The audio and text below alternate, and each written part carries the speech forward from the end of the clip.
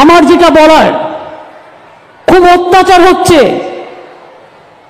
স্বরাষ্ট্র মন্ত্রকের নির্দেশে আসাম, গুজরাট, মহারাষ্ট্র, রাজস্থান, উত্তরপ্রদেশ, ওড়িশা এবং দিল্লি শাসিত ডাবল ইঞ্জিন সরকার, মানে যেগুলো বিজেপির সরকার আছে,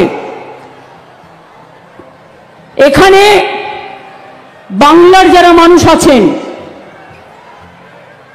যারা কাজ করতে গেছেন দীর্ঘ 20 বছর ধরে, 25 বছর ধরে, আমাদের সময় নয়, কেউ 6 সালে গেছে, কেউ 7 সালে গেছে, কেউ 8 সালে গেছে, তাদের রেশন কার্ড আছে, তাদের আধার কার্ড আছে, তাদের জমির পাট্টা আছে, কিন্তু তা সত্ত্বেও জোর করে তাদের ডিটেনশন ক্যাম্পে আটকে রাখা হচ্ছে এবং তাদের থানায় থানায় নিয়ে গিয়ে ঘোরানো হচ্ছে। আমি কালকেই বলেছিলাম না, ওই বাচ্চাটার কথা আমি বলেছিলাম, ওদের কালকেই সব একটার পর একটা থানায় নিয়ে যাওয়া হয়েছে।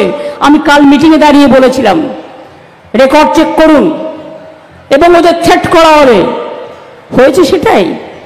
এরপর আমরা চাইব তারা ফিরে আসুক, আমরা চাইব ফিরে আসুক।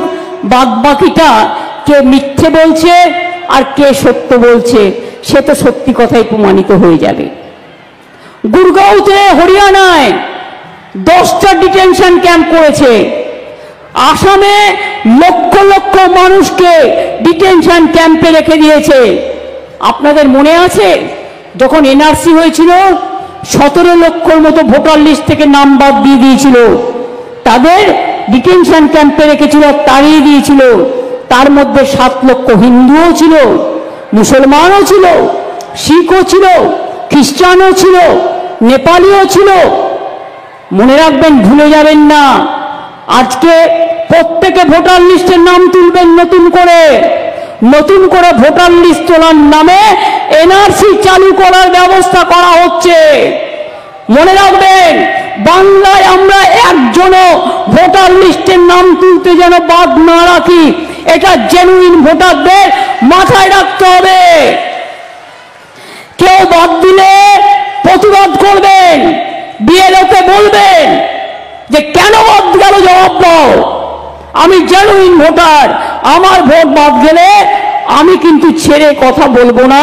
এটা আমার সাংবিধানিক অধিকার, আমার গণতান্ত্রিক অধিকার। ছাত্রছাত্রীরা যারা 18 বছরে পদার্পণ করবেন, তাদের সকলের ভোটে নাম তুলতে হবে। এটা আপনার রক্ষা কবচ।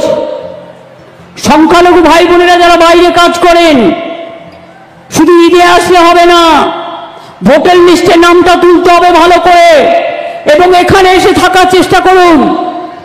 যদি অন্য মানুষ দুটো খেতে পায়, আপনারাও বলেন। মতুয়াদের উপর অত্যাচার হয়েছে, রাজবংশীদের উপর অত্যাচার হয়েছে, শীল পরিবারের উপর অত্যাচার হয়েছে। আসাম গভর্নমেন্ট নোটিশ পাঠাচ্ছে বাংলার মানুষকে, লজ্জা করে না? এদের জানাই ধিক্কার, ধিক্কার, ধিক্কার। কোনো কথা ছোট করে বলতে চাই না।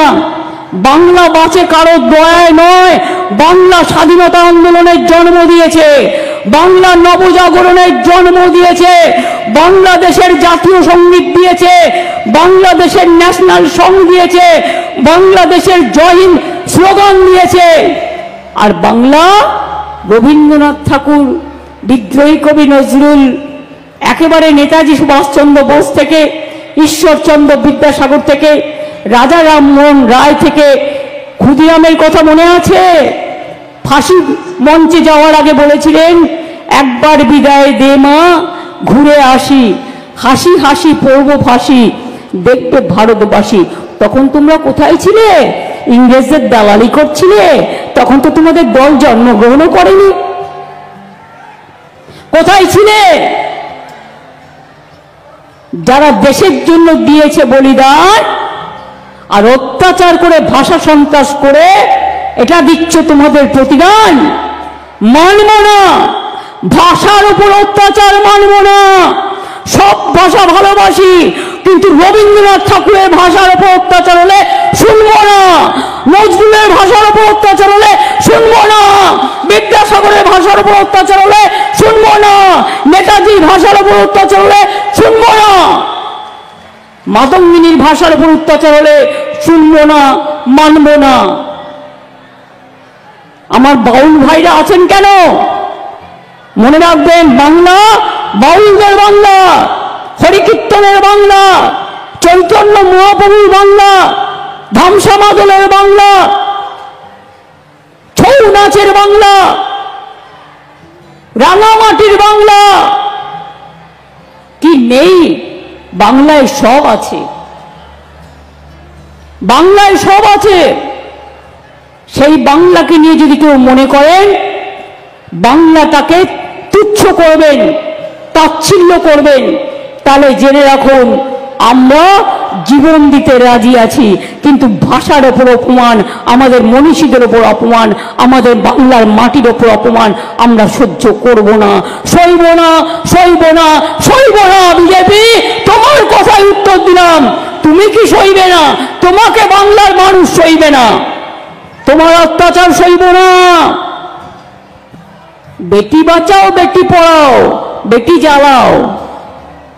লোকে ভুলে গেছে, ইলেকশন আসলে বলে 15 লক্ষ টাকা করে ব্যাংক অ্যাকাউন্টে দেব, ইলেকশন চলে গেলে নো পাত্তা। ইলেকশন আসলে অমুক দেंगे তমুক দেंगे, আর ইলেকশন চলে গেলে সবকো মারেंगे।